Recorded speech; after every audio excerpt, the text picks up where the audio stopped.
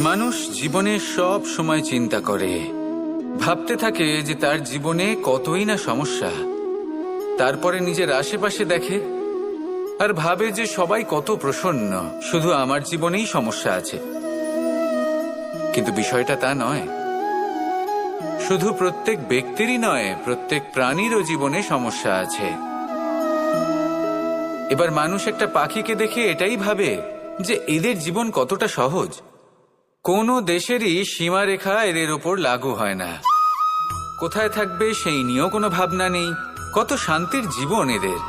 তারপর সে একটা পিঁপড়েকে দেখে আর এটা ভাবে কি অসাধারণ, এদের তো সারা জীবনই মাটির উপরেই অতিবাহিত হয়, খাবারটাও মাটিতেই পেয়ে যায়।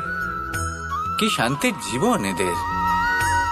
কিন্তু যখন কোনো ঝড় আসে তখন সবার আগে সেই পাখির বাসাটাই ঝড়ে ভেঙে